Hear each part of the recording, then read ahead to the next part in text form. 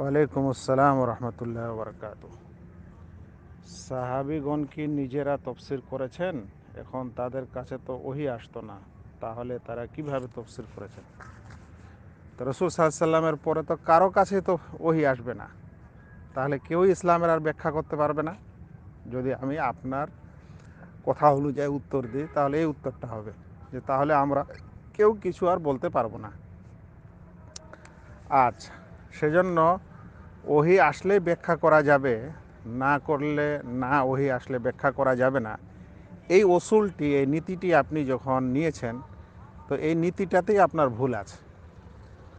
কারণ কোনো কিছুর ব্যাখ্যা ওহী দ্বারাও হতে পারে, কোনো কিছুর ব্যাখ্যা ভাষাগত হতে পারে, কোনো কিছুর ব্যাখ্যা আরও অন্যরূপও হতে পারে। অর্থাৎ আলহামদুলিল্লাহ রাব্বিল আলামিন এটি কোরআনের একটি আয়াত।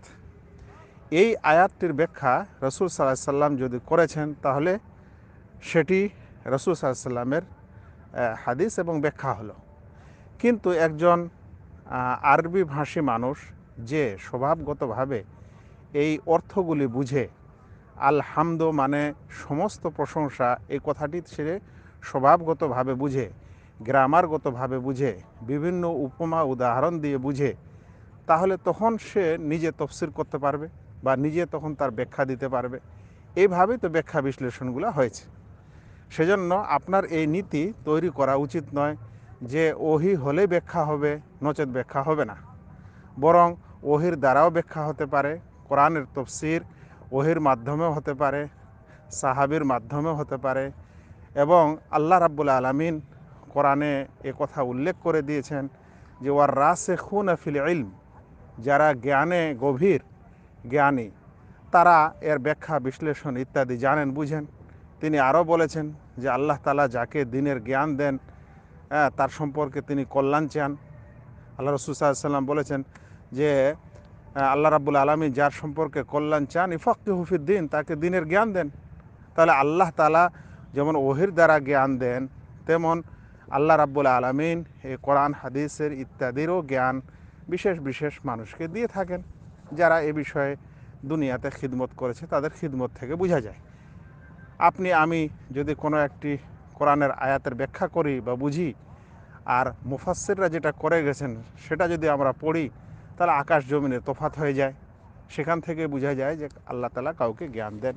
সেই জন্য আপনার এই নীতি, যেটা আপনি প্রশ্নে নিয়েছেন, সেটা ভুল। দ্বিতীয় কথা, যে অনেক সাহাবী ৬,০০০-এর মতো হাদিস বর্ণনা করেছেন, এত হাদিস তারা মনে রাখতেন কিভাবে?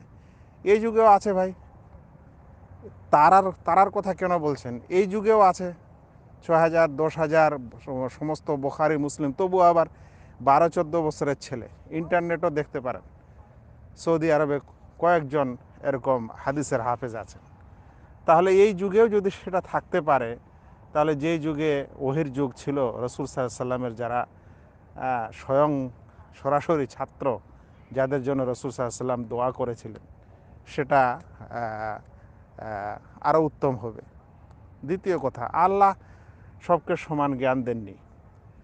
কি মনে করেন আপনি, আমাদের একটা ছোট্ট বাচ্চা 9 বছর 10 বছরের সম্পূর্ণ কোরআন জের জবর নুক্তা, মানে যাকে বলা যেতে পারে যে কিঞ্চিত পরিমাণ পরিবর্তন ছাড়াই কোরআন মুখস্থ করে দেয়? কেন? আপনারা তারাবির নামাজ দেখছেন না? কত পৃথিবীর বিভিন্ন মসজিদে কোরআন মজিদকে তারাবির নামাজে খতম করে দিচ্ছে। তাহলে এটা আশ্চর্যের কিছু না।